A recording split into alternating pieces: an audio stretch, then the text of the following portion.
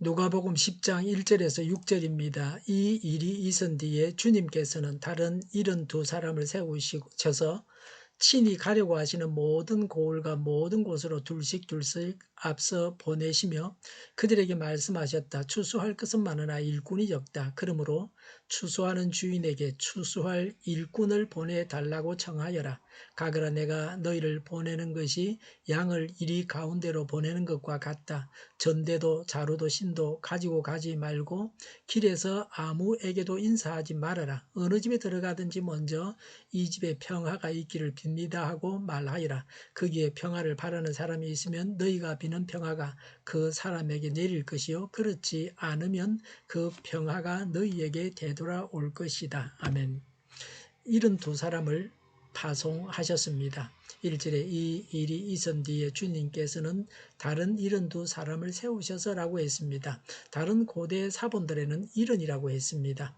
다른 72사람은 누가복음 9장 1절에 12제자를 파송한 것을 의식한 표현입니다. 70인에는 12제자가 포함되지 않는다는 뜻입니다. 70은 세상 모든 민족을 상징합니다. 창세기 10장에는 70개 민족이 기록되어 있습니다. 복음은 온 세상에 전파되어야 한다는 것입니다. 70은 모세에 의해 임명된 장로들의 수입니다. 예수님은 율법의 완성자이심을 암시하고 있습니다. 1절에 친히 가려고 하시는 모든 고을과 모든 곳으로 둘씩 앞서 보내시며 라고 했습니다. 공생애가 끝나가고 있었습니다. 그래서 하나님 나라 복음을 다 전하시려고 이렇게 하셨습니다. 전도하러 갈 때 둘씩 가면 좋은 점은 핍박이나 환란이 있을 때 서로 격려하고 의지할 수 있습니다. 또 서로의 장점을 살릴 수 있습니다. 민수기 35장 30절에 한 사람의 정인으로서는 온전한 증거가 되지 못합니다.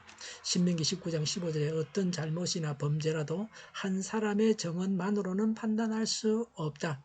두세 사람의 정언이 있어야만 그 일을 확정할 수 있다고 했습니다. 법적으로 두세 사람의 정인이 요구됩니다.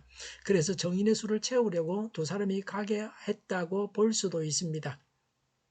이절에 그들에게 말씀하셨다. 추수할 것은 많으나 라고 했습니다. 결신시키고 예수님을 영접시키고 교회로 인도해야 할 사람이 많습니다. 교회 일은 끝이 없습니다. 익은 곡식은 제때 거두어 드려야 합니다. 이절에 일꾼이 적다고 했습니다. 세상 일을 할 사람은 많습니다. 직장을 구하지 못해서 애를 쓰는 사람들이 많습니다. 그러나 하나님의 일을 하는 사람은 적습니다. 일의 양은 많은데 반해서 일꾼이 적습니다. 하나님의 일을 한 만큼 월급을 받는 것은 아닙니다. 하나님을 알고 믿는 사람이 적습니다. 하나님의 일을 해야겠다고 사명감을 가지는 사람이 적습니다. 이절에 그러므로 추수하는 주인에게 추수할 일꾼을 보내달라고 청하여라고 했습니다. 일꾼이 부족한 데에 대한 대책은 기도입니다. 일꾼을 보내주십사고 기도해야 합니다. 우리 교회에는 일꾼들이 많이 필요합니다. 일꾼들을 보내주십사고 기도해야 합니다. 3절에 가거라고 했습니다. 가야 합니다. 기다리고 있기만 해서는 안 됩니다. 세상을 향해서 나아가야 합니다. 복음 전파는 권장사항이 아니고 명령입니다. 3절에 내가 너희를 보내는 것이 어린 양을 이리 가운데로 보내는 것과 같다고 했습니다. 양의 천적은 이리입니다. 복음 전파에 따를 핍박과 환란이 매우 위태로운 것입니다. 전도하러 가는 자가 알아야 할 것을 말씀하셨습니다. 4절에 전대도 자루도 신도 가지고 가지 말고 그랬습니다. 여행을 위해서 아무 준비도 하지 말라고 했습니다. 모든 것을 전적으로 하나님께 의존하여 사역에 임하라고 하는 것입니다. 4절에 길에서 아무에게도 인사하지 말아라고 했습니다. 누가복음 9장 1절부터 6절에 12제자 파송 때에는 없었던 말씀입니다. 공생의 마지막 기간입니다. 시급하게 복음을 전해야 합니다. 복음 전파가 중요하다고 하는 것입니다. 이스라엘의 인사 갈렙마저도 무시하라고 하셨습니다. 오늘날도 급하게 전도해야 할 사람이 있습니다. 이제 이 세상에서 살 날이 얼마 남지 않은 자들을 시급하게 전도해야 합니다. 사형수와 병원 중환자실에 있는 자들에게 급히 복음을 전해야 합니다. 5절에 어느 집에 들어가든지 먼저 이 집에 평화가 있기를 빕니다 하고 말하여라고 했습니다. 평화는 유대인의 일반적인 인사법입니다. 개인이 공동체 전체의 영적, 육체적 안정을 비는 것입니다. 또 경제적, 정치적 번영을 비는 것입니다. 6절에 거기에 평화를 바라는 사람이 있으면 너희가 비는 평화가 그 사람에게 내릴 것이요 그렇지 않으면 그 평화가 너희에게 되돌아올 것이다 라고 했습니다. 평안을 빌어 주었지만 받을만 하지 못하면 그 복이 축복한 자에게로 되돌아갑니다. 복을 빌어 주는 일에 인색해서는 안 됩니다. 아무리 복을 빌어도 받을만 하지 못하면 축복한 자에게 그 복이 돌아갑니다.